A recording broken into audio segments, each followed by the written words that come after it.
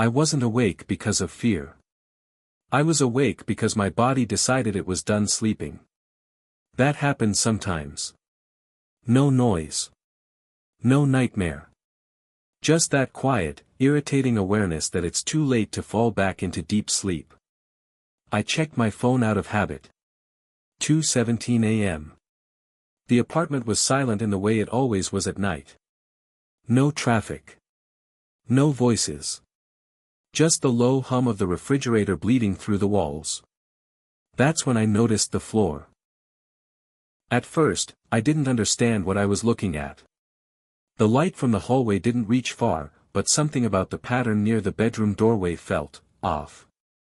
The wood planks didn't line up the way they should have. I stood there for a few seconds, half asleep, trying to remember if it had always been like that. I told myself it was nothing. Floors shift. Old buildings settle. I almost stepped over it and went back to bed. Almost. The next morning, the floor looked normal.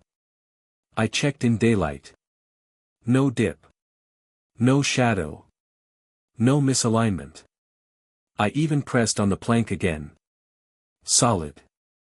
Completely normal. That should have been the end of it. But the problem wasn't the floor anymore. It was the time. The following night, I woke up again without a reason. I didn't check my phone right away. I already knew. 2:17 a.m. This time, I didn't even hesitate. I went straight to the doorway. The plank was wrong again. Not lower, shifted. The grain pattern didn't line up with the surrounding boards anymore. It was subtle, but once you noticed it, you couldn't unsee it. I knelt down and placed my ear close to the floor. There was no sound. But there was a sensation. A faint pressure change, like standing near an elevator shaft. That's when I realized the floor wasn't just unstable. It was reacting. The reason I stopped wasn't fear.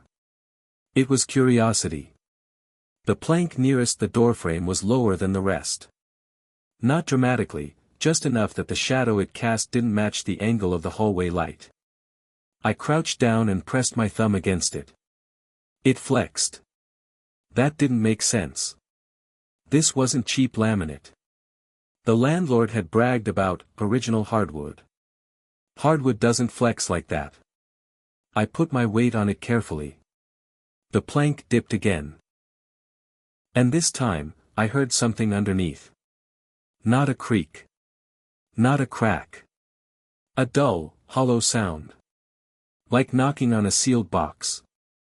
I pulled my foot back immediately. My heart rate went up, but not in a panic way. More like confusion mixed with mild concern. I stood there listening, expecting the sound to repeat. It didn't. On the third night, I tested it. I placed a glass of water on the plank at 2:16 a.m. and stepped back. At exactly 2:17, the water rippled. Not from vibration. From movement. The plank sank, slowly, deliberately, just enough for the glass to tilt. I grabbed it before it fell, but the damage was done. This wasn't structural damage. This was timing. And whatever was under my floor knew when I was awake. I started researching the building. No paranormal forums. No conspiracy threads. Just public records. Old permits. Tenant turnover.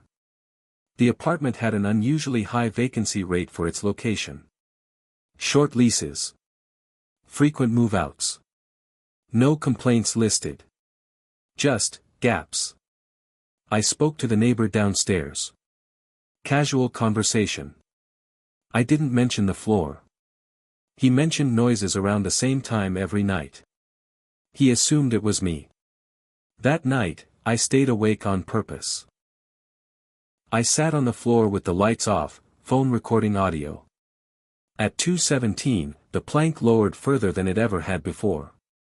And something underneath shifted. Not upward. Sideways. Like whatever was down there was adjusting its position. I called the landlord the next day. Maintenance came. They pulled up the plank. There was nothing beneath it. No crawl space.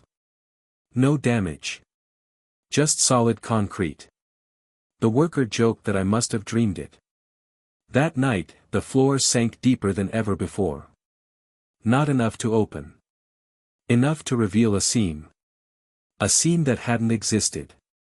And for the first time, I understood what the pressure sensation really was. The space under my apartment wasn't empty. It was compressed. I moved out 2 weeks later. No argument. No explanation. The new tenant moved in immediately. I still wake up some nights at 2:17 a.m.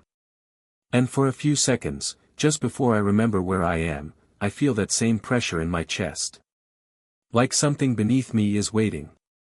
Not to come out. But to be noticed again.